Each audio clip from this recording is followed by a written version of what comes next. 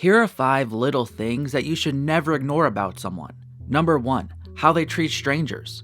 This little trait says a lot about someone because simple kindnesses have no real value to self when dealing with a stranger. For example, if you're on a road trip and you stop in at a little diner, and then on your way out, the waitress politely waves and says, "Have a good one," there's no advantage to responding to her in an equally kind manner.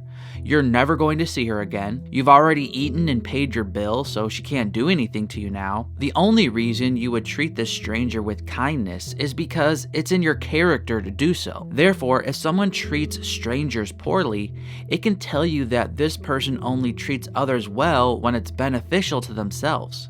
If someone is kind to strangers, this is a good sign that they are choosing to be kind because they actually care about people and have good character.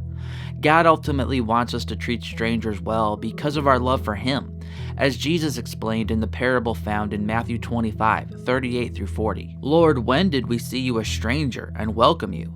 And the king will answer them, "Truly I say to you, as you did it to one of the least of these my brothers, you did it to me." Number 2, what kind of jokes they find funny. I believe humor is something God made Himself. It's good to laugh. It's good to be able to joke around in a healthy way. Just look at how silly children are. Clearly God made them like that. But like everything good, sin corrupts humor and can turn it into something dirty and shameful.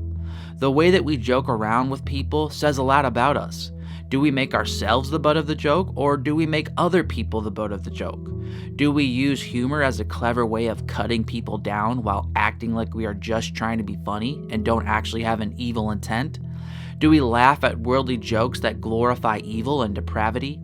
The jokes someone tells and the things they choose to laugh at may seem like a little thing, but it actually says a lot about this person. As Ephesians 5 verse 4 instructs, "Let there be no filthiness, nor foolish talk, nor crude joking, which are out of place, but instead let there be thanksgiving."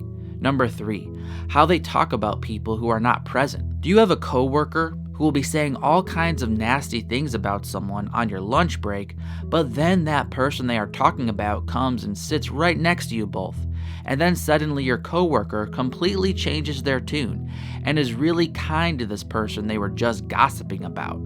Do you have a friend who pretends like they need to know all the gossip at church so they know how to pray for everyone properly?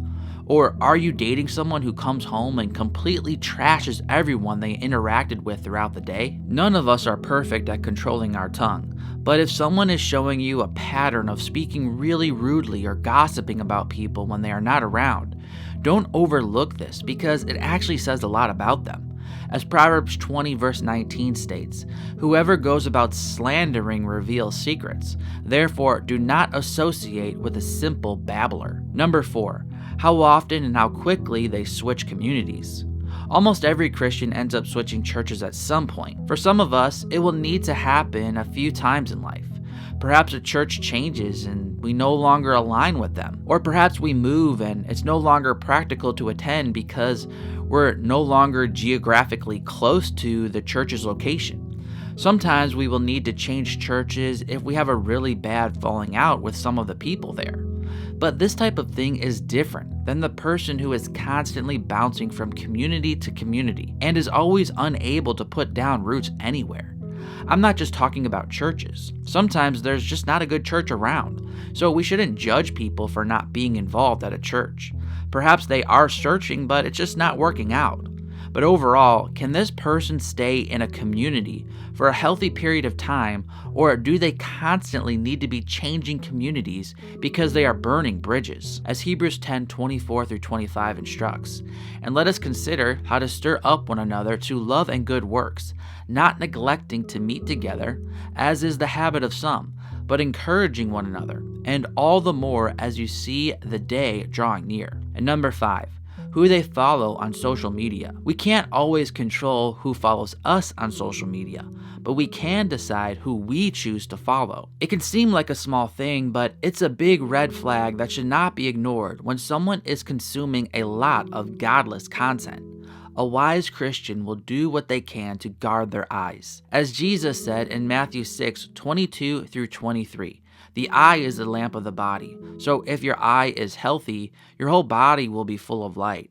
But if your eye is bad, your whole body will be full of darkness. If then the light in you is darkness, how great is that darkness? Make sure you're subscribed if you want to help support me in this channel and stay in touch every time I post a new video.